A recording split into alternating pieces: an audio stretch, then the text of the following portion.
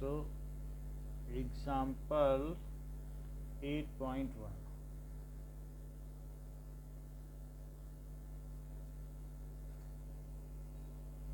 Now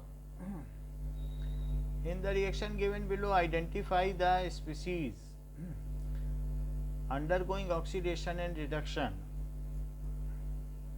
तो first में दिया है H2S plus Cl2 gives 2HCl plus sulphur, sulphur अलग हो जाता है। तो इसमें फर्स्ट में अब ये यहाँ से सल्फर वैसे -2 की स्टेट पर है और ये ज़ीरो, ये ज़ीरो की स्टेट पर है -1। तो आप जैसे चाहें या तो हाइड्रोजन का निकलना देखें या और इलेक्ट्रोनिगेटिव का जोड़ना देखें, जैसा आप चाहें वैसा देखें। मैं ऑक्सीडेशन स्टेट से देखता हूँ तो वो ज़्यादा फिजिबल है क्योंकि वो एडवांस मेथड है। तो आप क्या मुझे बताएंगी कि यहाँ पर अगर H+1 की स्टेट में है तो हाइड्रोजन का क्या हो रहा है? बोलो।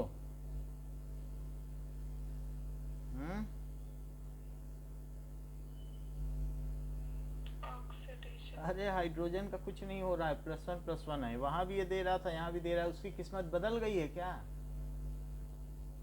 ऑक्सीडेशन स्टेट तो देखो ना, सल्फर के साथ भी वो दे रहा था 1, वहां भी दे रहा है। तो कुछ बदला है हाइड्रोजन के साथ? बोलो। हाँ, सवाल गलत भी पूछा जा सकता है। तो अब यहाँ पर H2S से वास्तव में सल्फर का जो कुछ हो रहा है। सो इट इज नाउ अगर हम देखें तो H2S में यहाँ सल्फर इज, अगर ये बोलना ज़्यादा अच्छा रहेगा, sulphur in H2S is getting oxidised की रिड्यूस। बोलो क्या बोल रहे हैं?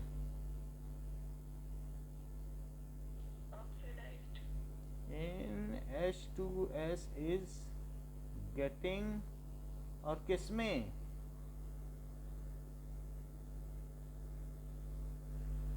बोलो, थोड़ा फास्ट बोला करो तो जल्दी जल्दी चलेगा। बोलो। एस। और बताओ, Cl2 का कुछ हो रहा है?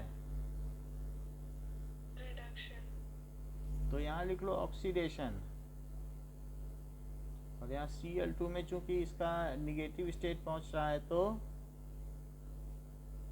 Reduction. Chlorine in Cl2 is reduced to HCl। Next part पे आइए। नेक्स्ट पार्ट पर Fe3O4। Fe3O4 का नाम क्या होता है? बोलो।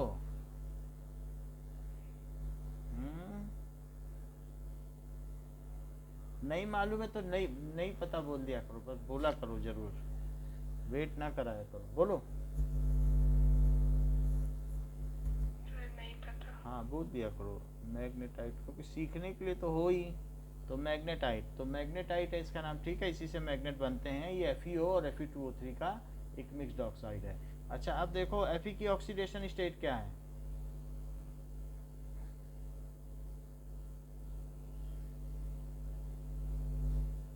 बताइए, कल ही बताया। Very good, +8/3। और यहाँ पर Fe की क्या है, और यहाँ Al की क्या है, और यहाँ Al की क्या है?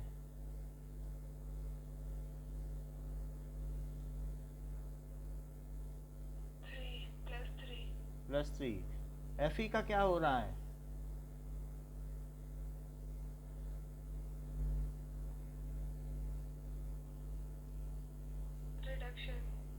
Fe3O4 is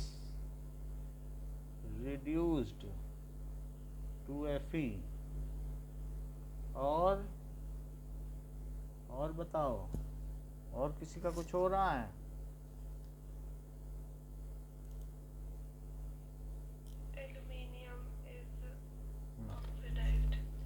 Al is oxidized to Al2O3। Oxidation, वैसे आप ये भी देख सकती हैं जिसमें से ऑक्सीजन निकले उसका रिडक्शन, जिसमें ऑक्सीजन जुड़े उसका ऑक्सीडेशन। बहुत प्रिलिमिनरी थिंग है, बहुत प्रिमिटिव थिंग है। It is not an advance concept, however कहीं कहीं इस्तेमाल किया जा सकता है, इस केस में किया जा सकता है। तो ये चूंकि अभी अभी उन्होंने ऑक्सीजन के एडिशन से बात कही है तो उसका भी इस्तेमाल कर सकती हो। तो 2Na और प्लस H2 गिव्स 2NaH। अब यहाँ Na ज़्यादा इलेक्ट्रोपॉजिटिव है क्योंकि 0.9 की इलेक्ट्रोनिगेटिविटी वाला ये 2.1। तो अब अगर इलेक्ट्रोपॉजिटिव किसी चीज़ में होगा तो उसका क्या मान लिया जाएगा, वैसे ये 0 है। और यहाँ इसकी ऑक्सीडेशन स्टेट क्या है,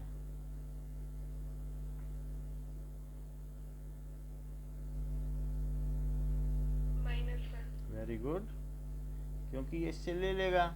तो अब यहाँ सोडियम की है, तो बताओ सोडियम का क्या हो रहा है, ऑक्सीडेशन। और हाइड्रोजन का क्या हो रहा है, the same can be stated also.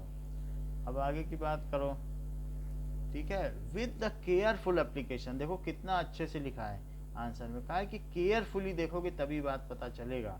तो इलेक्ट्रोपॉजिटिव एलिमेंट का एडिशन हो रहा है और इसमें इलेक्ट्रोनिगेटिव का एडिशन हो रहा है। H2 is electronegative with respect to sodium and it is getting added, तो सोडियम का ऑक्सीडेशन हुआ। और इसमें इलेक्ट्रोपॉजिटिव का एडिशन है तो हाइड्रोजन का रिडक्शन हुआ। Now 8.2 redox reactions in terms of electron transfer reactions.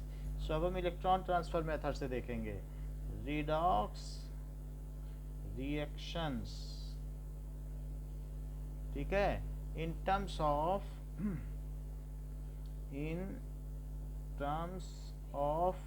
Electron transfer. तो अगर 2Na प्लस Cl2, ये तो हमें मालूम ही है कि NaCl में इलेक्ट्रॉन ट्रांसफर होता है, तो ये यहाँ पे दिखाया गया है।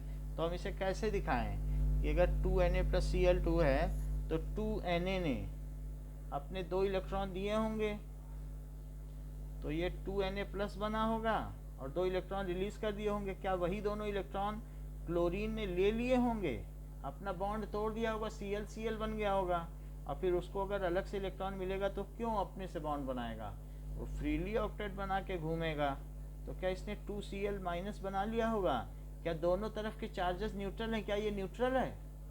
और क्या इस साइड भी न्यूट्रल है? चेक करो, 2 प्लस और 2 माइनस, बोलो।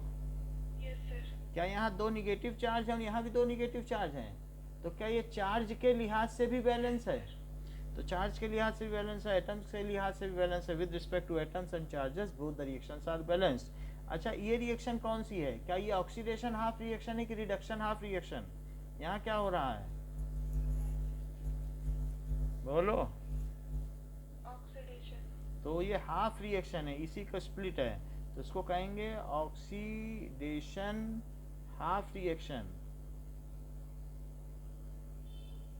और दिस इज रिडक्शन है, reduction half reaction. Bold letters में उसी पेज पे लिखा है, पढ़ लो, हाफ रिएक्शन।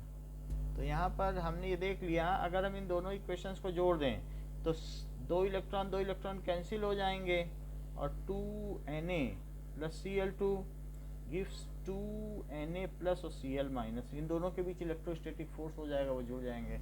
तो any reaction can be expressed in terms of oxidation half reaction. So ये कहा जा सकता है अ रिडॉक्स रिएक्शन इन विच या तो ट्रांसफर ऑफ इलेक्ट्रॉन हो या shift of, partial shift.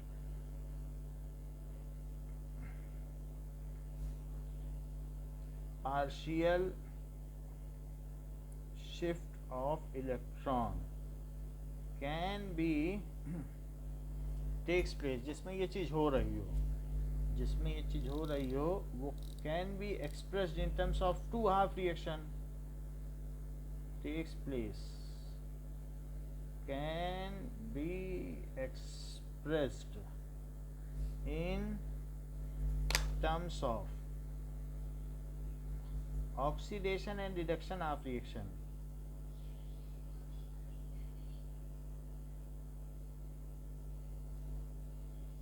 Half reaction, जैसे ये देखो तो ये एक रिडॉक्स रिएक्शन है, हमने इसको बदल दिया है। जरा ये देखिए कि अगर Na2SO4 है और BaCl2 है, तो इसे क्या मैं BaSO4 लिख सकता हूँ और 2NaCl लिख सकता हूँ? बोलो, जहाँ पर ये वाइट प्रेसिपिटेट बनाएगा, डबल डिस्प्लेसमेंट रिएक्शन, बताइए। अच्छा ये बताओ कि यहाँ इसकी स्टेट कितनी है और यहाँ इसकी स्टेट कितनी है? यहाँ SO4 की स्टेट क्या है? -2 है, वो तो देख लो, SO4 यहाँ पर भी है। Ba की क्या है? किसी का कुछ हो रहा है क्या? It is only exchange of ions, कुछ नहीं हो रहा है ना। So above reaction is not a redox reaction, किसी का कुछ हो ही नहीं रहा है। सल्फेट की भी -2 है और क्लोराइड की भी -1 किसी का कुछ नहीं हो रहा है। सो ये कहा जा सकता है double displacement reaction is not a redox reaction, so it can not be split into two half reactions. So double displacement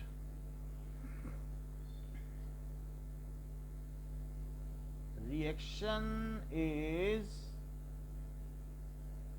not a redox reaction.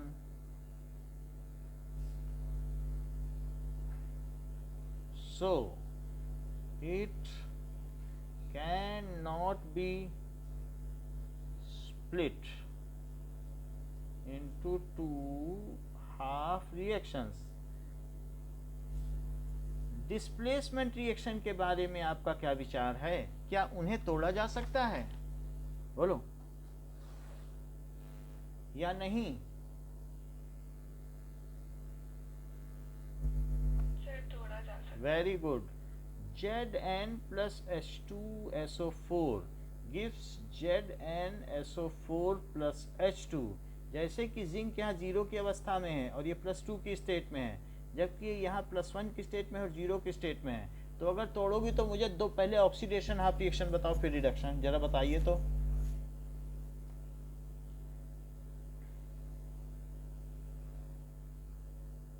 बताओ। Zn2 मैं बताता हूँ, अगली बार आपसे पूछूंगा। इतना ही, हाँ वेरी गुड, इतना ही लिखना है, आयंस आयंस लिखने होते हैं। और यहाँ पे क्या लिखोगी? 2H+ क्या लिखोगी? +2 इलेक्ट्रॉन। सही बात है कि नहीं? तो ये हो गई, आपने ये बताई पहली वाली, अच्छा बताया था लेकिन आपने पहला वाला ऑक्सीडेशन। पहले से पढ़ा है क्या चैप्टर? कैसे बता लिया?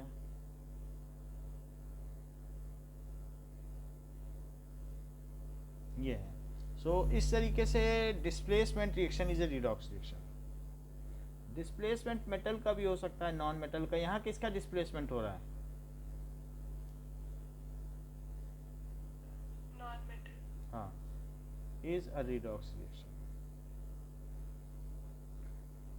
यहाँ पर displacement of non metal with metal हो रहा है। चलो, अब किसी भी रिएक्शन में जैसे 2Na + Cl2 से हमें 2NaCl मिला, तो यहाँ ये बताओ कि Na का क्या हो रहा है? बोलो। ऑक्सीडेशन। तो इसे कौन ऑक्सीडाइज कर रहा है? कौन है जो इसके इलेक्ट्रॉन खींचे लिए जा रहा है? Chlorine. So chlorine facilitates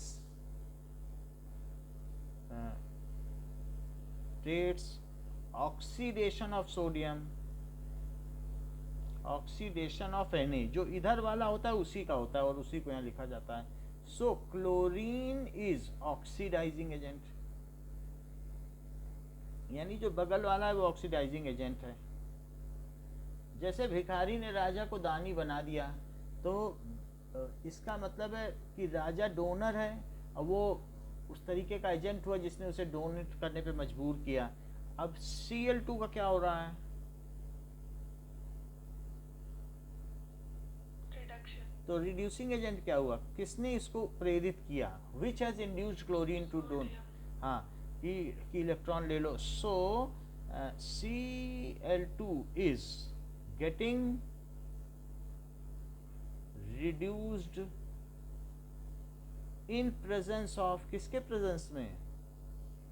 sodium, sodium is क्या हुआ, रिड्यूसिंग एजेंट। क्या आप मुझे बता सकती हैं कि अगर हाइड्रोजन और ऑक्सीजन मिल के वाटर बना दें तो इस केस में ऑक्सीडाइजिंग एजेंट क्या हुआ और रिड्यूसिंग एजेंट क्या हुआ, जबकि यहाँ पर हाइड्रोजन का ऑक्सीडेशन हो रहा है और क्योंकि ऑक्सीजन जुड़ रही, सिंपली भी देखा जा सकता है और इसका रिडक्शन हो रहा है। बताइए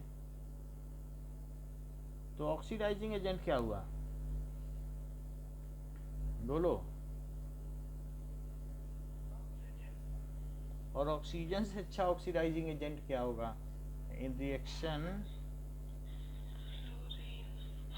इज, हाँ ठीक है, इन above reaction O2 is oxidizing agent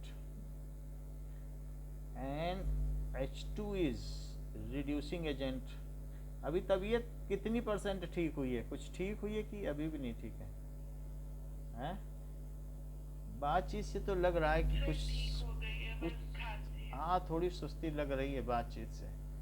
तो अब जरा आगे देखो, ऑक्सीडेशन समझ में आया, अब आगे पढ़ो जरा, ऑक्सीडेशन क्या होता है और रिडक्शन क्या होता है, यहाँ पे आओ।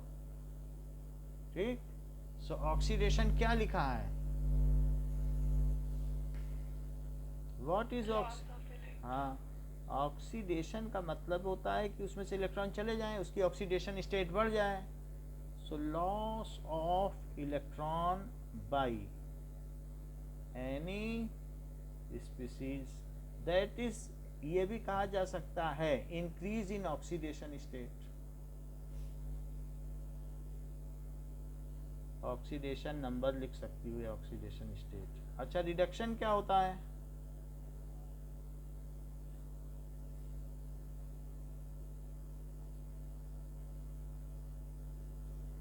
That is decrease in oxidation number. फिर ऑक्सीडाइजिंग एजेंट कौन होता है,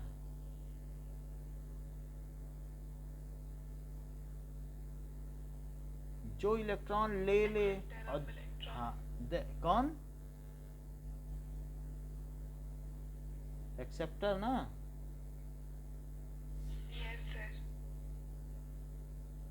और रिड्यूसिंग एजेंट कौन होता है,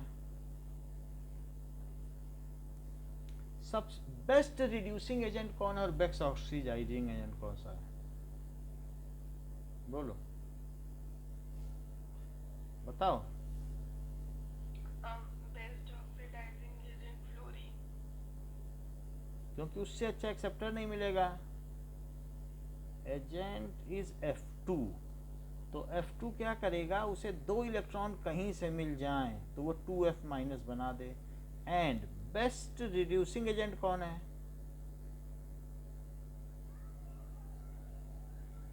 बोलो बताइए बताइए बताइए। लिखवा सरना का पता होगा तो बता लोगी, नहीं तो नहीं बता पाओगी। पता है कुछ लिखवा सरना का एक्टिविटी सीरीज, सभी रिएक्शन तो वाटर में होती हैं, बोलो कौन है। ठीक है, अगले पेज पे तो पता चल ही जाएगा,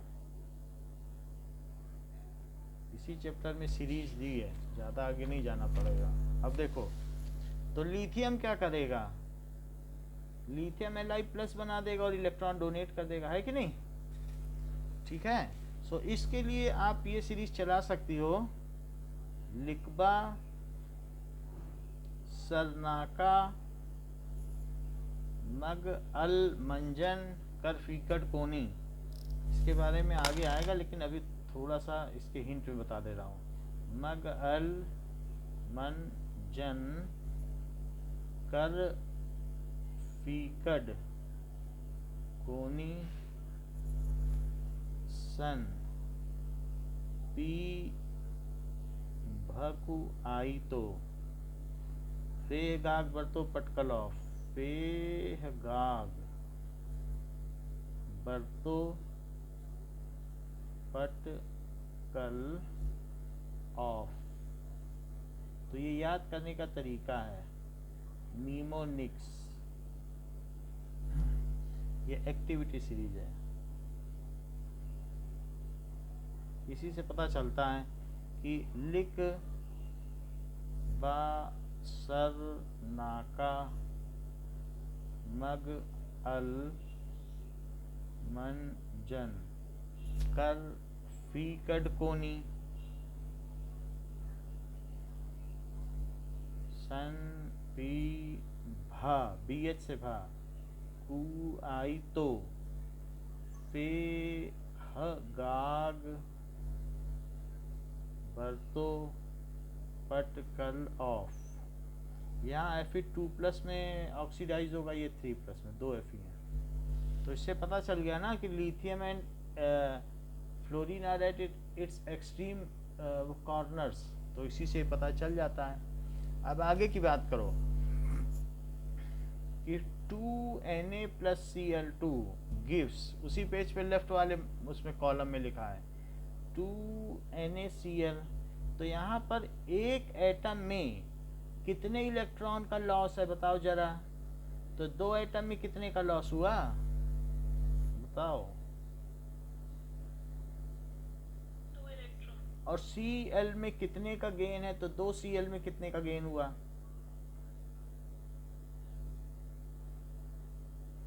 गेन ऑफ 2 इलेक्ट्रॉन। जब गेन होता है तो उसे क्या कहते हैं, रिडक्शन। और जब लॉस होता है उसे क्या कहते हैं, ऑक्सीडेशन। ऐसा बुक कहती है। अब जरा एक और एग्जांपल देखो, उसी के ठीक नीचे दिया हुआ है Na का O2 के साथ, दिख रहा है ना पेज में, उसी पेज में तो है, दिखा। नहीं दिखा तो दिखाएं फिर, बोलो। देखो दिखा। Yes, sir. अब बात करो। तो इस केस में क्या हो जाएगा,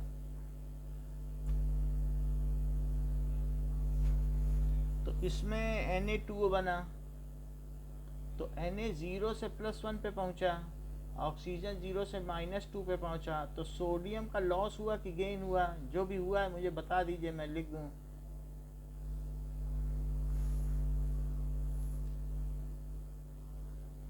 Loss कितने इलेक्ट्रॉनों का, 2 इलेक्ट्रॉन। यहाँ पे बताओ। Gain of 2 electron. Gain of 2 electron. अच्छा नेक्स्ट इक्वेशन देखो, 2Na प्लस सल्फर, सल्फर से भी ये रिएक्ट कर लेता है और सोडियम सल्फाइड बनाता है। ये सोडियम ऑक्साइड है, ये सल्फाइड है। तो ये प्लस है और ये 2 माइनस है, ये 0 है और ये 0 है। तो यहाँ क्या हुआ,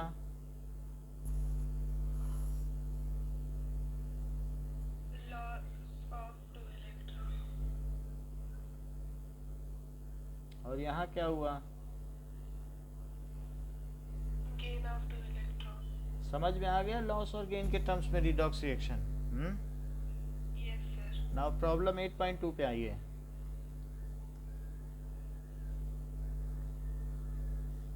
प्रॉब्लम 8.2 कहती है justify the reaction 2Na plus H2। 2Na plus H2, ये रिएक्शन अभी थोड़ी देर पहले ली थी। तो 2NaH कह रहा है, पहले तो आपने ये बताया था कि इलेक्ट्रोपॉजिटिव ऐड हो रहा है तो रिडक्शन है, इलेक्ट्रोनिगेटिव ऐड हो तो जो भी चीज़ें ऑक्सीडेशन है। अब वो कह रहा है हमें तो गेन और लॉस के टर्म्स में चाहिए। तो यहाँ पर वही क्वेश्चन है पहले वाला। तो ज़रा आप मुझे बताएं यहाँ से यहाँ क्या हो रहा है। इनके सबके ऑक्सीडेशन नंबर लिखने पड़ते हैं इस प्रक्रिया में। तो +1 और ये 0 से -1। अब बताएं यहाँ क्या लिखूँ। Loss of 2 electron. ठीक है, और ये चीज़ क्या हो जाएगी, Gain of 2 electron. Gain of 2 electron, minus जरूर लगा देना। ये बात हो गई। अब देखो, तो इससे हम पता कर सकते हैं, कह रहा है कि इसको अलग अलग करके भी लिखो। तो 2Na से 2Na प्लस प्लस 2 इलेक्ट्रॉन लिखा जा सकता है, जिसे ऑक्सीडेशन ऑफ रिएक्शन कहेंगे।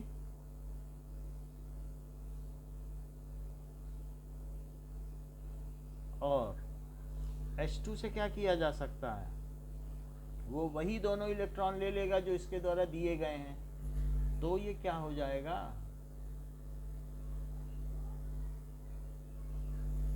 क्या 2H माइनस हो जाएगा।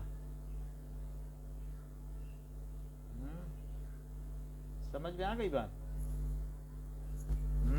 Yes, sir. तो इस तरीके से हम सारी बात लिख सकते हैं कि ये कौन सी रिएक्शन है, कौन सी ऑक्सीडेशन है, कौन सी रिडक्शन है, क्या रिड्यूसिंग एजेंट है, क्या ऑक्सीडाइजिंग एजेंट है। तो जिसका ऑक्सीडेशन हो रहा है वो रिड्यूसिंग एजेंट है। The species which is getting oxidised is reducing agent. समझ में आई बात कि नहीं। The species which is getting oxidised, वो दूसरे को रिड्यूस कर रही है। जो लाभान्वित हो रही है वो दूसरे को हानि नहीं पहुंचा रही है। बोलो। Yes, sir. Is reducing agent, वो रिड्यूसिंग एजेंट हुआ। और इसके आगे वाली लाइन बताओ जरा, रिड्यूसिंग एजेंट, सेंटेंस पूरा करो। एंड द स्पीसीज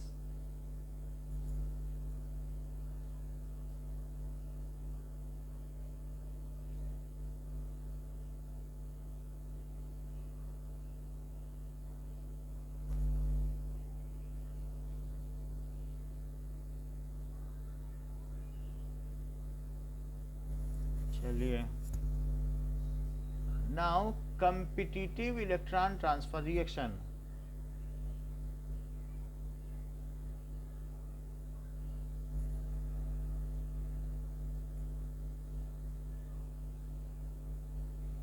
तो जैसे मैंने अभी लिखवा सरकाना बताया, अब उसी पे आ गया है।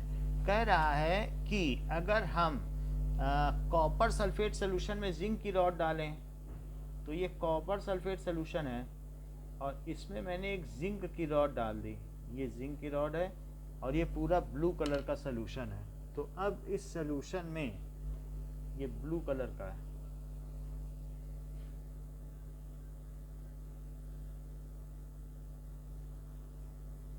तो थोड़ी देर बाद ये देखने में आता है कि जिंक पर कॉपर की लेयर चढ़ जाती है और जिंक डिके हो जाएगा और इस पे कॉपर की लेयर चढ़ जाएगी और ये सोल्यूशन बदल जाएगा। ये ZnSO4 बन जाएगा और कॉपर सोल्यूशन से अलग होकर इस पे डिपॉजिट हो जाएगा। ये कॉपर है तो ये जिंक है, तो ये कलरलेस हो जाएगा। So this is displacement of copper. Copper displace हो गया फ्रॉम जिंक, ये दिखाया गया। सो अगर Zn प्लस CuSO4 की रिएक्शन कराई जाए तो क्या हो जाएगा, ZnSO4 प्लस Cu। इतनी बात समझ में आई। तो सोल्यूशन का कलर भी चेंज हो गया और चीज क्या विस्थापित हो गई वो भी देख लें। सो अब displacement of copper from zinc. अब देखो, अगर ये चीज देखी जाए तो यहाँ पे देखा जा सकता है कि रिएक्शन किस तरीके की होगी। पढ़ते हैं तो इनका दिल लग जाता है। Byju's download now. Flipkart Axis credit card cashback card का part apply now.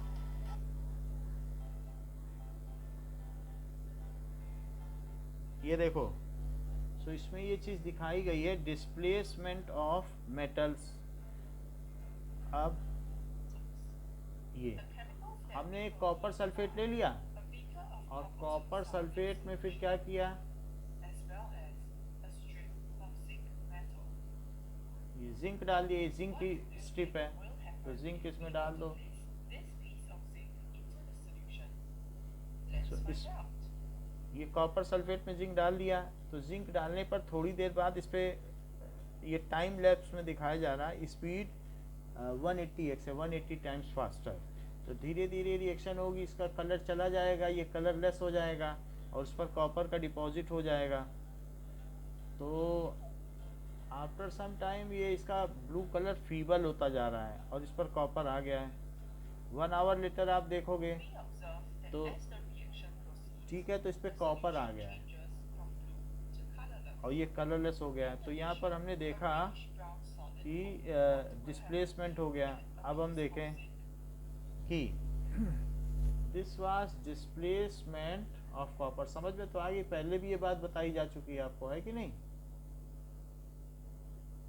Yes sir. तो अब देखो, अब यहाँ पर इसकी 0 की स्टेट है, इसकी 2+ है, क्योंकि अच्छा डोनर है जिंक, तो अपनी ऑक्सीडेशन स्टेट, डोनर अच्छा है तो डोनेट ये करेगा, कॉपर थोड़ी ना करेगा। और ये +2 को इसने डोनेट करने से मना कर दिया, बोला कि हम जो 2 इलेक्ट्रॉन दे रहे हैं तुम लो और यहाँ से खिसको, इस तरीके से कहा इसने। जिंक ने कहा कि मैं सोल्यूशन में उतरता हूँ Zn बन के और मैं अपने 2 इलेक्ट्रॉन छोड़े देता हूँ और यहाँ मैं Zn2+ बन के उतरता हूँ। 2 इलेक्ट्रॉन इसने छोड़ दिए और क्या बन के उतरा? क्या Zn2+। और इस कॉपर से कहा कि मैंने 2 इलेक्ट्रॉन छोड़ दिए, तुम जाके उनको ग्रहण करो। तो अब ये उतर गया। तो इन दोनों में आपस में लड़ाई हुई, उसने कहा कि मैं सोल्यूशन में रहूंगा, तुम उतरो, क्योंकि सल्फेट एक ही था। वैसे तो सल्फेट बहुत सारे हैं, लेकिन मैं एक के लिए सिर्फ कह रहा हूँ। तो 2 कैटायन तो नहीं हो सकते सोल्यूशन में, और यहाँ इलेक्ट्रॉन है वो भी वेट कर रहे हैं किसी का, तो ये यहाँ चला जाएगा। तो सोल्यूशन में क्या होगा? क्या Zn बचा रह जाएगा और सल्फेट बचा रह जाएगा और कॉपर को वहाँ जाना पड़ जाएगा? बताओ। तो अब इसके 2 रिएक्शंस अगर हम देखें तो क्या हो रहा है, तो हम इसकी ये जो रिएक्शन है, इस रिएक्शन को आयनिक रिएक्शन में कन्वर्ट करने को कह रहा है कि convert it into ionic reaction. So let us convert it into ionic reaction में उन्हीं स्पीसीज को दिखाया जाता है जिनकी ऑक्सीडेशन नंबर चेंज होती है। रिएक्शन सबको नहीं दिखाया जाता जो फालतू की हैं। तो Zn दिखाया जाएगा और Cu2+ दिखाया जाएगा। सल्फेट पे तो 2- है, उसे नहीं दिखाया जाएगा, उसमें कुछ नहीं हो रहा है। और यहाँ Zn दिखाया जाएगा और ये Cu। सही बात है? बोलो, ये आयनिक रिएक्शन है। Yes sir. तो इसमें उन्हीं को दिखाया जाता है जिनकी ऑक्सीडेशन नंबर चेंज होती है। अगर आप चाहें तो यहाँ पर इसको दिखा सकती हैं कि ये लॉस ऑफ 2 इलेक्ट्रॉन, जो अच्छा मेटल है वो लॉस करना पसंद करेगा इलेक्ट्रॉनों को, और जो बुरा मेटल है वो गेन करना पसंद करेगा। यानी एक्टिव मेटल के टर्म्स में बात करें, वैसे तो जिंक में क्या ऐसी खासियत है, कॉपर तो एक तरीके का बहुत इस्तेमाल होता है, लेकिन जो ज़्यादा एक्टिव मेटल है उसके टर्म्स में बात करें। और Cu है तो उसमें क्या हो रहा है? गेन ऑफ 2 इलेक्ट्रॉन, जितने इलेक्ट्रॉनों का लॉस होगा उतने का ही गेन होगा। तो ये तो हमने इनकी रिएक्शन देख ली। अब आगे की बात करो। यही कॉपर अगर मैं किस में डाल दूं, तो कॉपर डाल दूं सिल्वर में। मेरा कहने का मतलब है, अगर सिल्वर नाइट्रेट का सोल्यूशन लो AgNO3 का और उसमें कॉपर डाल दो तो क्या होगा? कॉपर तो उतर जाएगा। कॉपर कहेगा मैं तो ऐसे नहीं रह सकता हूँ, मैंने 2 इलेक्ट्रॉन छोड़ दिए और मैं सोल्यूशन में Cu2+ बन के उतरा हूँ। और उसने Ag को निर्देश दिया, चूंकि मैं आपसे ज़्यादा स्मार्ट डोनर हूँ तो आप दोनों जाओ और उन दोनों इलेक्ट्रॉनों को ग्रहण करो और मैं तो सोल्यूशन में रहूँगा। AgNO3 का सोल्यूशन कलरलेस था और आगे चलने पर ये जब कॉपर सोल्यूशन में उतर गया तो उसने Cu2+ और NO3 के 2 माइनस रहेंगे, जिससे कि वो बैलेंस रहे, और साथ में सिल्वर को इस पर डिपॉजिट होना पड़ गया, क्योंकि सिल्वर अब नहीं रह सकता कॉपर की उपस्थिति में। तो ये Ag यहाँ चला आया और ये सोल्यूशन ब्लू हो गया। कहने का मतलब है कि Cu की एक रॉड डाली गई AgNO3 के सोल्यूशन में, तो AgNO3 के सोल्यूशन में कॉपर डाल दो तो क्या होगा बताओ? क्या कॉपर नाइट्रेट बन जाएगा? और हम जानते हैं कि कलर जो होता है वो कैटायंस की वजह से होता है, एनायंस का उसमें कोई हाथ नहीं होता। तो ये 2 है और ये 2। क्या ये 10th में बताया गया था कि सिल्वर की मेटलर्जी करते वक्त हम उसमें कॉपर डुबो देते हैं तो सिल्वर अलग हो जाता है? और इस तरीके से सिल्वर का प्योरिफिकेशन होता है। फर्स्ट चैप्टर की एक्सरसाइज में था कि नहीं, बोलो। 15। नहीं आता। अरे तो हमारे पास बुक भी नहीं है, मैं तो वहाँ रखा है। चलो 15वां सवाल था, उसमें ये था कि सिल्वर की मेटलर्जी करने पर सिल्वर नाइट्रेट को कॉपर से ट्रीट किया जाता है तो सिल्वर प्योर हो जाता है और कॉपर नाइट्रेट का सॉल्यूशन बन जाता है। ये चीज़ थी। चलो कोई बात नहीं। अब ये समझो, इस रिएक्शन में पूरी बात तो समझ में आ गई कि नहीं? तो कौन ज़्यादा रिएक्टिव है, कौन सॉल्यूशन में उतरा? अब हमें इसकी आयनिक रिएक्शन बताइए। Cu plus Ag माइनस एजी पे माइनस, मेटल पे ही माइनस लगा दोगी? अजीब नहीं लग रहा है आपको? फिर नॉन मेटल पे प्लस लगाओगी। मेटल के तो कटायन होते हैं। थोड़ा बुक का भी हिंट ले लो, बुक में दिया है उसी पेज पे। बोलो। Ag प्लस हाँ, अब आगे बताइए। Cu 2 प्लस Ag 2Ag उतना ही लिखना पड़ेगा। अब इसमें यहाँ से यहाँ क्या हो रहा है? ऑक्सीडेशन ठीक है, that is loss of 2 electron. और यहाँ से यहाँ क्या हो रहा है? Gain of 2 electron. इतनी बात हो गई। तो आयनिक रिएक्शन आपने समझ ली ना, ये भी डिस्प्लेसमेंट का। एक और देखो, कोबाल्ट और निकल की। ठीक है, कोबाल्ट एंड निकल की देखो। ये अगर ये ज़्यादा इंटरेस्टिंग है इसलिए मैं एक बार दिखा देता हूँ। आपने देखा भी होगा और मुझे लगता है दिखा देना चाहिए।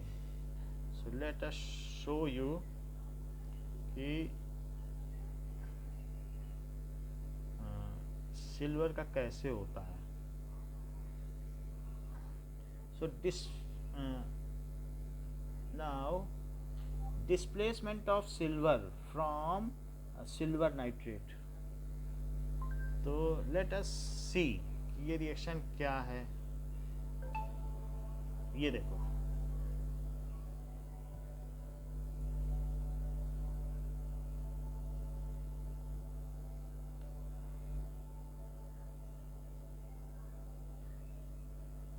सबसे पहले इन्होंने क्या किया, शुरू से नहीं दिखाना है क्या? शुरू से देखो, ये है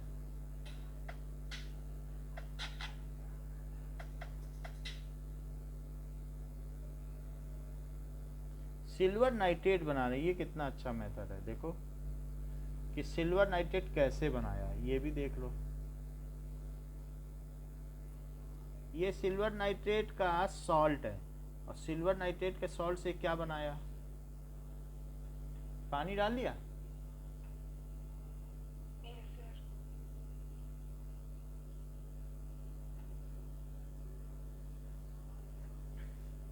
अब इसको, इसमें अगर कुछ गंदगी होगी उसे डिज़ोल्व, उसे फिल्टर कर लेंगे, क्योंकि क्या होगा ना, सही सॉल्ट मिलता नहीं है बाज़ार में।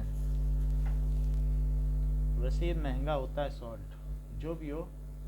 तो अब इसको फिल्टर कर लिया, फिल्टर पेपर लगा दिया फनल पे। अब ये कॉपर दिख रहा, कॉपर का कॉइल। Yes sir. अब कॉपर के कॉइल को इसमें डाल दिया, ओके, और उसी में वो सोल्यूशन डाल दिया। इनका थोड़ा गंदा है, अगर सही नहीं आएगा। वैसे कलरलेस होता है, ये मत सोचना कि इस कलर का होता है। ये क्वालिटी सोल्यूशन नहीं है। मैं दूसरा वीडियो दिखा दूंगा, उसमें पता चल जाएगा। अब जब इसको रखेंगे तो धीरे धीरे 32x स्पीड से देखो जरा, धीरे धीरे इस पर सिल्वर आ रहा है, चमकदार सिल्वर। और थोड़ा देखो तो धीरे धीरे सोल्यूशन भी ब्लू होता चला जा रहा है कलरलेस से। ठीक है, और देखो और मोटा हो गया कि नहीं वो कॉइल, और सिल्वर के क्रिस्टल आ गए। अब जरा ये बाहर निकाले तो बात पूरी हो। और ज्यादा आ गया, और ब्लू सोल्यूशन हो गया, क्या कॉपर नाइट्रेट बन गया। और Cu2+ के सोल्यूशन क्या होते हैं? ब्लू कलर के होते हैं। देखो सिल्वर पूरा जम गया कि नहीं उसी पे। Yes, sir. तो यहाँ पे हमने देखा कि किस तरीके से सिल्वर का डिसलॉज ऑफ द सिल्वर अलग कर दिया। ठीक है, और कुछ तो नहीं दिखाएंगे, पता नहीं क्या कर रहे हैं, इतना ही दिखाना था।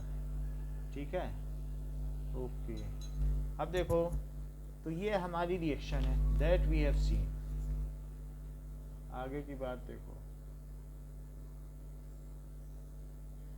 कि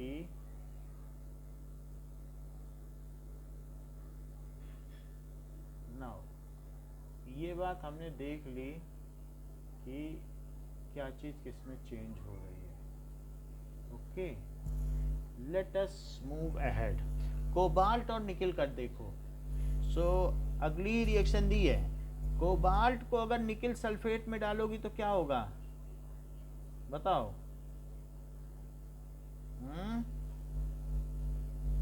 Sir, cobalt sulfate बनता कोबाल्ट का कोबाल्ट उसको डिस्प्लेस कर देगा। क्या कोबाल्ट ऊपर है लिखवा सरकाना में? है। Yes, sir. मग अल मन जन कर फीकड कोनी, सही है। तो कोबाल्ट अपना सोल्यूशन बना लेगा। अब मुझे मालूम नहीं है, वैसे ये पिंक कलर का होता है और निकल ग्रीन होता है, तो ये ग्रीन सोल्यूशन होगा और ये पिंक कलर का बनाएगा। इसको चेक कर लेते हैं, तो आपके साथ साथ मुझे भी कंफर्म हो जाएगा, क्योंकि ये 12th में है, अभी पढ़ाए हुए मुझे 6-7 महीना हो गया, तो याद नहीं है। तो इसका होता है पिंक सोल्यूशन, इसका ग्रीन होता है, तो जरा चेक कर लें तो दोनों का फ़ायदा हो जाए। तो कोबाल्ट ने इसको डिस्प्लेस कर दिया है, मैंने सबकी ऑक्सीडेशन स्टेट लिख दी है। So displacement of nickel from nickel sulphate, let us see it. Displacement of nickel by cobalt. तो यहाँ पर हम देखेंगे कि कोबाल्ट का निकल के साथ अगर ये डिस्प्लेसमेंट दिखा दे तो अच्छा रहेगा। ठीक है, सो कुछ और भी चीज़ आपको दिखाएंगे डिस्प्लेसमेंट रिएक्शन में। ये तो हमने दिखाई दी है कि क्या क्या चीज़ हो रहा है। ओके, अब देखो ये एक ग्रॉस की रिएक्शन देखो, सब इसी में है, ये ज़्यादा अच्छी है। पूरी टेबल भी दे दी और एक साथ सबकी रिएक्शन, इससे एक साथ आपके पूरे आ जाएंगे। तो ये दिया है कि क्या क्या है। अब देखिए जरा,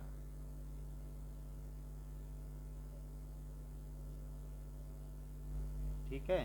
सो पोटेशियम, ये छोटी रिएक्शन सीरीज, ये कोई बात नहीं। तो अब हम और आगे बढ़ें। ये देखो, ये सारे सॉल्यूशन ले लिए, magnesium sulphate, aluminium sulphate, zinc sulphate और सब कुछ ले लिए, और सब में अब जरा देखो Copper, iron, and zinc. So here we are again. We have magnesium, copper, iron, and zinc. And this one. ये एक तरीके की उसमें गड्ढे हैं, डिप्रेशन, उसी में सब में कॉपर कॉपर डाल दिया, एफी डाल दिया। अब इसमें ये क्या डाल रहे हैं, मैं सब में, ठीक है, तो जिंक है, सब में मैग्नीशियम का सल्फेट डाल रहे हैं। जिंक तो है ही है ना, ये मेटल है और इनके सल्फेट डाले जा रहे हैं। तो मैग्नीशियम सल्फेट मैग्नीशियम में डाल दिया, मैग्नीशियम सल्फेट कॉपर में डाल दिया, सब में मैग्नीशियम सल्फेट डाला है, चेक करना। अब सब में कॉपर सल्फेट डालेंगे, फिर से देखो, सब में क्या डालेंगे, ब्लू होता है कि नहीं कॉपर सल्फेट, बोलो। इसके सल्फेट डाले और ये मेटल है, तो एक साथ आपकी नज़र आ जाएगी सारी, ये ज़्यादा फायदेमंद है। Quite a lot for radium. You can see तो the zinc's going as well. And this one I can put iron. अब इसमें सब में फेरस सल्फेट डालेंगे, क्या वह ग्रीन कलर का होता है बताओ। तो देखो अभी डालेंगे तो पता चले। ग्रीन तो इनका है नहीं, होता ग्रीन है, वैसे हल्का ग्रीन होता है, लाइट ग्रीन।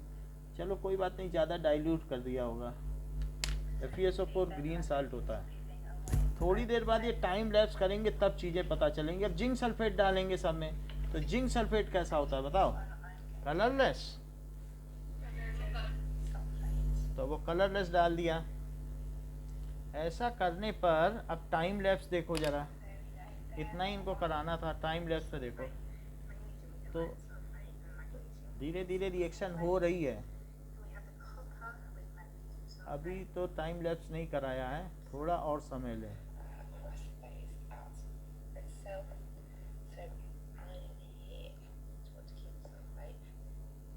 वो दिखा रहे कि कौन किसको करेगा। ये एलिमेंट है, ये मेटल है, ये मेटल है, और ये देखो उसके सल्फेट। यही तो किया है कि नहीं?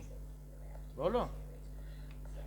ये मेटल लिया, ये सबके सल्फेट लिए। अब लेकिन वो प्लेट दिखाएंगे तभी पता चले। ये तो सब समझाने वाली बातें हैं, तो प्लेट में नहीं दिखाएगा क्या? फिर से देखें, बिकॉज उसी से पता चलेगा, जो देखने से चीज़ समझ में आती है। अगर नहीं करेगा तो कोई बात नहीं।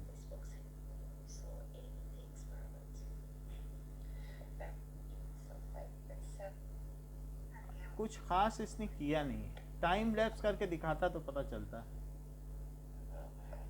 है नहीं कहीं। लेकिन समझ में तो आ गया ना कि कैसे करना है। कोई बात नहीं, नहीं दिखा रहा है तो कोई बात नहीं। We are not concern much about it, लेकिन ये ऐसा किया जा सकता है। ये भी 10th का एक क्वेश्चन है, उसको इसने करके दिखाया है। ठीक है ना? 10th में एक ऐसा क्वेश्चन था ना कि 4 तरीके के आयन लिए और फिर कौन किसको डिस्प्लेस करेगा, उसके लिए इसने बहुत अच्छा वो बनाया है सिस्टम, समझ में आ सकता है इससे। नाउ लेट अस सी कोबाल्ट का मैं बता दूं, ऐसे ही बता दूं कि इसका पिंक सोल्यूशन होता है। ठीक है, पिंक आगे की क्लास।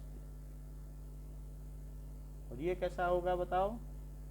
ग्रीन। ठीक है, अब आगे की बात करें कि कोबाल्ट का हमने कर दिया, तो यहाँ पर भी कुछ चीजें लिखें कि क्या क्या हो रहा है। कोबाल्ट का क्या हो रहा है, निकिल का क्या हो रहा है, that we have to write down here. चल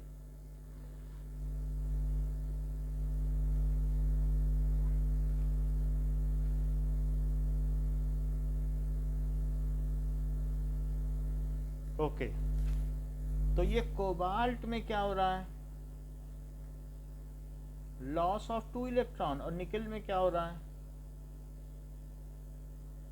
गेन ऑफ 2 इलेक्ट्रॉन। ठीक है, इस तरीके से हमने कई चीजें देख ली हैं कि जिंक ने कॉपर को डिस्प्लेस किया और कॉपर ने किसको डिस्प्लेस कर दिया? क्या सिल्वर को? और इसके बेसिस पर क्या मैं एक्टिविटी सीरीज बना सकता हूं? सो जिंक ने कॉपर को डिस्प्लेस किया तो जिंक ज्यादा रिएक्टिव है, और कॉपर ने सिल्वर को डिस्प्लेस किया।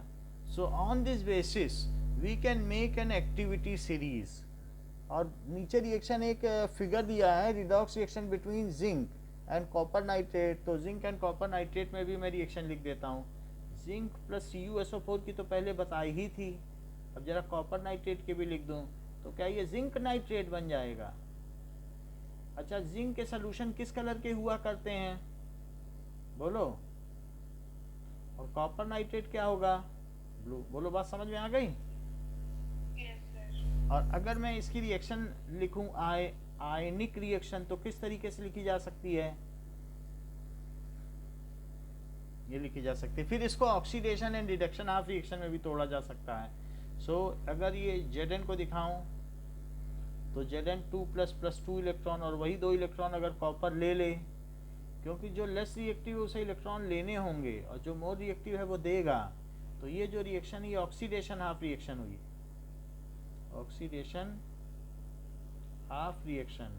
और जो नीचे वाली हुई वो रिडक्शन हाफ रिएक्शन हुई। तो इस तरीके से इस रिएक्शन को हमने 2 पार्ट्स में तोड़ दिया है, और इस रिएक्शन को कहेंगे आयनिक रिएक्शन।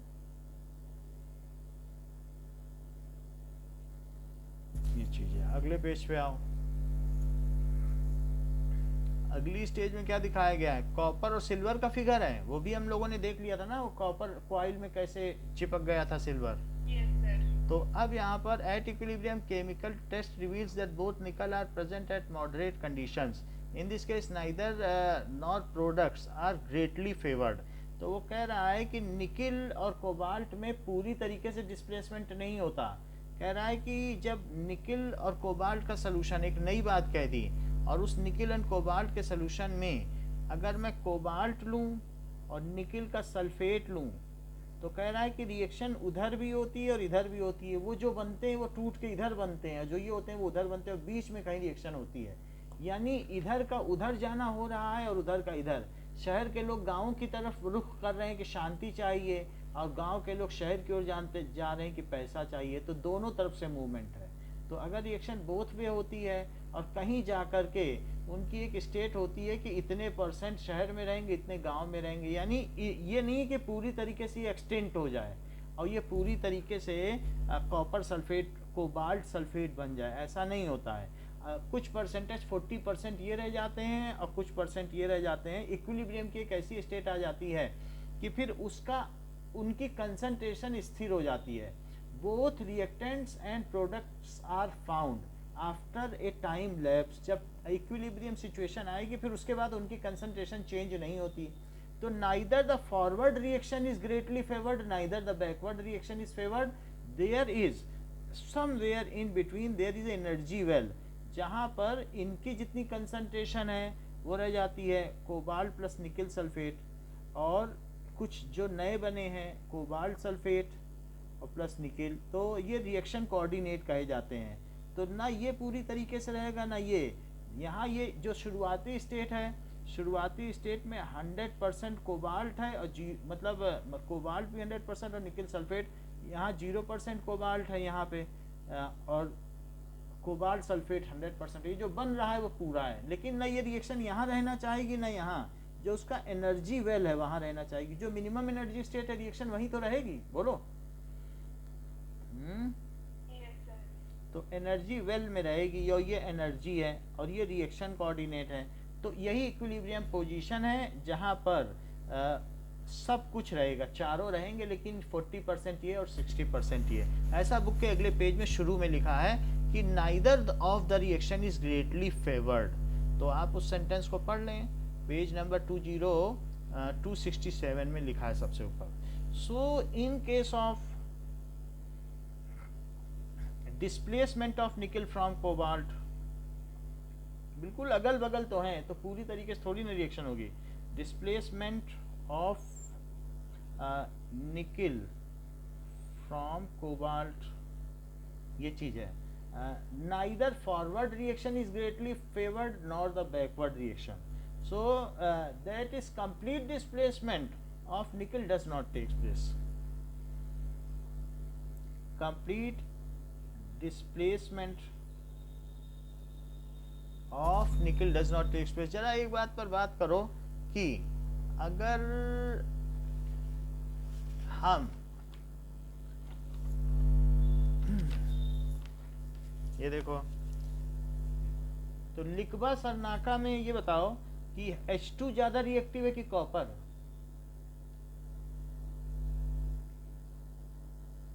बोलो। H2 रिएक्टिव है, फिर भी कहा जाता है कि कॉपर के बर्तन में दही न जमाओ, बोला जाता है कि नहीं? Why it is not to be lactated in copper vessels? क्योंकि अगल बगल वाले में बिल्कुल पूरी तरीके से कंप्लीट ट्रांसफर नहीं होता है। 40 मतलब ये रहेगा कि हाँ 60% तक का ट्रांसफर कर देगा। बाकी अब 40% भी अगर मान लीजिए एसिड बन गया तो क्या वो अच्छा है? तो H2SO4 तेजाब बन जाए तो क्या वो अच्छा है? बताइए। दही बन गई, उसने वो बना लिया। तो ऐसे केस में यहाँ पर भी तो क्या ये आसपास नहीं है? जैसे ये आसपास थे, तो आप ये कह रहे थे कॉपर के बर्तन में दही न जमाओ क्योंकि एसिड बनेगा, फिर वो पॉइजनस होगा, वो कॉपर से रिएक्ट करके कॉपर सल्फेट या कॉपर लैक्टेट बना जाएगा, क्योंकि दही लैक्टिक एसिड है, और अगर उसने कॉपर लैक्टेट बना दिया तो खाने में नुकसान कर जाएगा। और ऐसे यहाँ पर भी हो रहा है। आसपास वाले में 100% ना समझो कि पूरी तरीके से ट्रांसफर हो जाएगा प्रोडक्ट, ऐसा कभी भी नहीं होगा। बहुत दूर दूर के हैं तो होता है, जैसे कॉपर और एजी में हो गया। पास पास में नहीं होगा, पास पास में इनमें सोचोगे तो भी यही हालत होगी, क्योंकि एनर्जी का उतना फायदा नहीं मिल पाता। तो इसलिए इन case of displacement of nickel from cobalt, complete displacement, ठीक है, ऑफ निकल does not take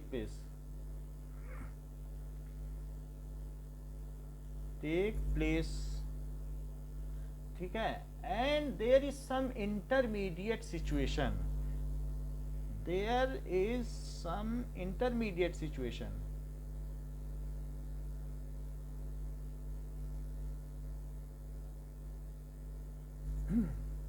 where cobalt भी रहेगा, निकल 2+ भी रहेगा, कोबाल्ट के आयन भी रहेंगे, एंड निकल all are present,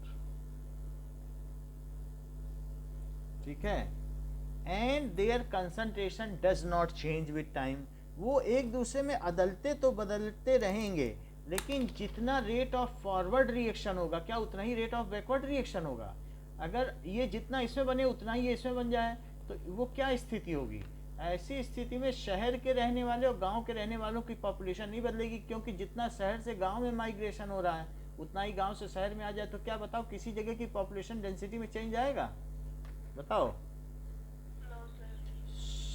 But all are present, but their concentration become fixed with a time lapse, but their concentration does not change with time.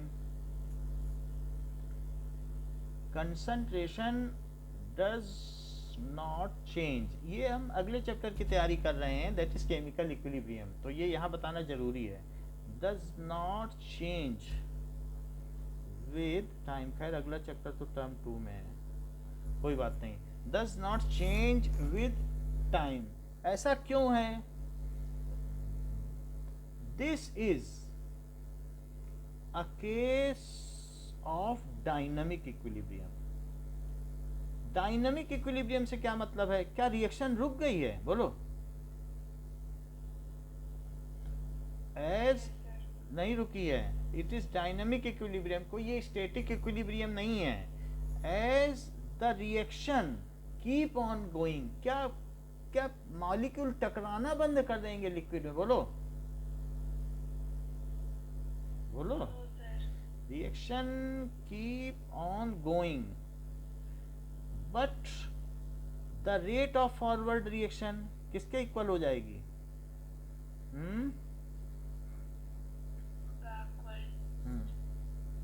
Reaction is equal to backward reaction, rate of backward reaction, ऐसा हो जाएगा। तो ये reaction दोनों होगी। Kinetic equilibrium में एक ऐसी स्थिति है, एक स्टैटिक इक्विलिब्रियम में एक बॉल को यहाँ से पकड़ा, यहाँ से पकड़ा और यहाँ से पकड़ा, तो ये कहीं नहीं गई, तो ये कैसा इक्विलिब्रियम है? ये बॉल हिल डुल नहीं रही है, ये रेस्ट पर है, तो ये कैसा इक्विलिब्रियम है? ये स्टैटिक इक्विलिब्रियम है, इक्विलिब्रियम। और एक ऐसा होता है कि काइनेटिक इक्विलिब्रियम। जरा ये देखो कि मान लीजिए एक बर्तन में आपके पास इतना वाटर है और एक दूसरे बर्तन में इतना वाटर है, तो आप इसमें ओपन एंड वाला पिपेट डालें, तो पिपेट डाल के इसके ऊपर जरा एक उंगली लगा लो, तो जब उंगली लगाओगी तो क्या होगा? मान लीजिए आपने इस पे हाथ लगाया और अंगूठा लगा लिया, और अंगूठा लगाने के बाद फिर देखो, when you place your thumb, तो ये बाकी के फिंगर ऐसे रहेंगी और ये हाथ है, तो आपने इस पे थंब लगा लिया, तो अब ये पानी यहां तक चढ़ जाएगा कि नहीं? जितना होता है ये मालूम है कि नहीं, जो लेवल है। और ये उठा के इसमें डाल दो, तो जब इससे इसमें डालोगी तो क्या इसके पानी का स्तर तेजी से बढ़ेगा? और इसको इसमें ट्रांसफर कर दो, ये इस चीज को उठा के, और फिर इसमें लगाओ लेवल वही, और फिर इससे उसमें ट्रांसफर करो, तो बताओ इससे इसमें ज्यादा पानी जाएगा कि इससे इसमें ज्यादा पानी जाएगा? बताओ, पहले से दूसरे में ज्यादा जाएगा कि दूसरे से पहले में? बोलो। कुछ समझ में आ रहा है? पहले से दूसरे में तो जिसके ज्यादा पार्टिकल रहेंगे वो ज्यादा टकराएंगे और वो टकरा के इसमें बदलेंगे, और जिसके पार्टिकल ही नहीं वो क्या टकराएंगे और क्या बदलेंगे। मेरा कहने का मतलब है कि अगर H2 प्लस I2 लो शुरू में और HI बना ही नहीं है अभी, तो HI क्या टकराएंगे और क्या बदलेंगे। मान लो 0% है तो क्या इनके टकरा कर ये बनाने की कुछ संभावना है? मान लो मैं ये कहूँ कि H और H आपस में टकराएं और I और I आपस में टकराएं और फिर ये क्या बना दें, बोलो, HI बना दें।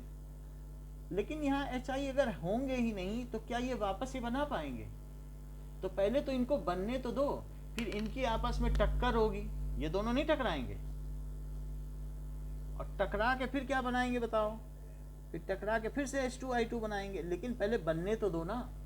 तो पहले इनसे इनका बनना जारी रहेगा। So in initial case there will be rate of forward reaction equal. लेकिन क्या इसी में एक ऐसी स्थिति नहीं आ जाएगी कि जब दोनों में वाटर लेवल इक्वल हो जाए और फिर इस पिपेट से उसमें डालोगी या उस पिपेट से इसमें डालोगी तो क्या इक्वल ट्रांसफर नहीं होगा, बोलो? तब थोड़ी ना ये ऐसा होगा कि उससे उसमें ज्यादा जा रहा है। क्या ये वैसी ही स्थिति नहीं है? That is rate of forward reaction is equal to rate of backward reaction, है ना? समझ में आ गई बात? ऐसे ही कुछ स्थिति हो रही, क्योंकि जितनी रिएक्शन है वो रिएक्शन कौन सी है? क्या वो कोलिजन रिएक्शन है? मतलब कोलिजन ही तो होता है आपस में, तभी तो चीजें बनती है ना, प्रोडक्ट। तो इससे इसकी रिएक्शन और इससे इसकी reaction, if both are equal, rate of forward reaction is equals to rate of backward reaction, then it is a case of kinetic equilibrium. Okay? अच्छा, तो वही बात यहाँ कही गई है कि ऐसा होता है, पढ़ लेना। आगे बढ़ते हैं, इतना ही हमें इसमें बताना था। Now the competition of electrons between various metals helps us to design the class of cells. इतनी बात हो गई। तो metal activity series on this basis, on the basis that which metal displaces which metal, on the basis that which metal displaces other metal